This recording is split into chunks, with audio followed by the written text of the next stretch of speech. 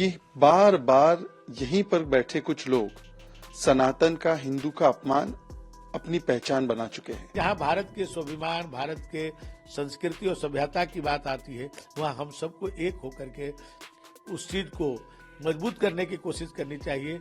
और ये दुनिया में एक भ्रम फैलाने का ये काम करते हैं और स्वयं इसको स्वीकार करते हैं। पूरा हिंदुस्तान का वास प्रयागराज में ही है। महाकुंभ पर समाजवादी पार्टी प्रमुख अखिलेश यादव के बयान के बाद राजनीति शुरू हो गई है। अखिलेश यादव के बयान के बाद भाजपा नेता और साधु संत उन्हें घेरते हुए नजर आए। अखिलेश जी को यदि केवल तस्वीरें देखने या वहां पर प्रत्यक्ष जाने का मौका मिले तो उनको दिखाई देगा कि एकता, आस्था और भक्ति का महाकुंभ है, जिसमें कि करोड़ों करोड़ों श्रद्धालुओं ने ऑलरेडी अमृत स्नान करने का काम और वहां पर पहुंचने का काम किया है और 40 करोड़ से ज्यादा लोग वहां पहुंचेंगे, मतलब अमेरिका की कुल आबादी से ज्यादा। एक तरफ तो महाकुंभ की पूरी दुनिया में, पूरे विश्व में चर्चा हो रही है, सनातन और हिंदू समाज की प्रशंसा हो रही है इस पूरे आयोजन के लिए, पर यह दुख की बात है कि बार बार यहीं पर बैठे कुछ लोग सनातन का, हिंदू का अपमान अपनी पहचान बना चुके हैं। पहले भी कहना कि महाकुंभ में जाकर मरना है क्या, ये उनके विधायक ने कहा। महाकुंभ के विषय में अफजाल अंसारी ने कहा कि एक ट्रेन भरकर वहां पर गांजा फूका जाएगा, मतलब वहां के साधुओं का कितना बड़ा अपमान किया गया। मठाधीश माफिया होते हैं, ये अखिलेश जी ने कहा।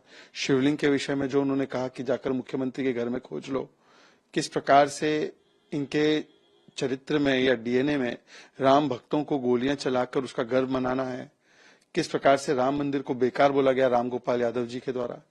तो सनातन को दो गाली, महाकुंभ को दो गाली ताकि मिले वोट बैंक की ताली, इस प्रकार की बातें करना, ये इनके वोट बैंक की, इनकी राजनीति की प्रणाली बन चुकी है। एक रिपोर्ट सीएआईटी की आई है कि इतने लोग वहां पर पहुंच रहे हैं महाकुंभ में कि लगभग 2 लाख करोड़ की जीडीपी में एक ग्रोथ होगी, क्योंकि इस प्रकार का वहां पर इकोनॉमी जो है बढ़ने वाला है इस पूरे आयोजन से।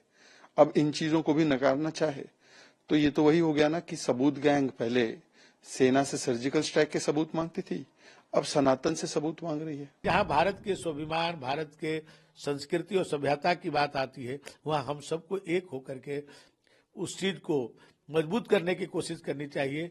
और ये दुनिया में एक भ्रम फैलाने का ये काम करते हैं और स्वयं इसको स्वीकार करते हैं।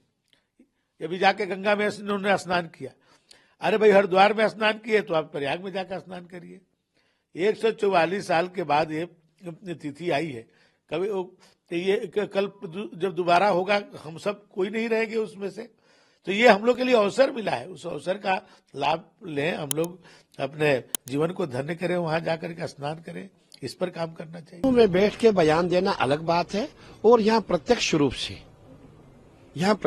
से जो हम लोग बैठे हुए हैं, हम देख रहे हैं, हमारे जितने अखाड़े हैं, जितनी जगह हैं, जितने प्लाट्स हैं, जहाँ भी आप जाएंगे लोग ही लोग दिखाई दे रहे हैं। और हमने देखा कश्मीर से कन्याकुमारी, और आपने देखा होगा असम के लोग यहाँ हैं, गुजरात के लोग यहाँ हैं, इतनी जनता आई हुई है। तो मैं समझता हूँ कि 7 करोड़ से अधिक होंगे, कम नहीं होंगे, क्योंकि पूरा मेला क्षेत्र ऐसा लग रहा था कि पूरा हिंदुस्तान का वास प्रयागराज में ही है। तो फिर साफ दिखाई देता है कि बहुत भीड़ थी और इतनी भीड़ थी कि हमने ऐसी भीड़ पहली बार देखी है। और अभी अगला जो मौनी अमावस का स्नान आने वाला है, उसमें आप इससे चुगनी भीड़ दिखाई देगी। तब तो करीबन मैं समझता हूँ 20 करोड़ जनता हो जाएगी। तब क्या होगा?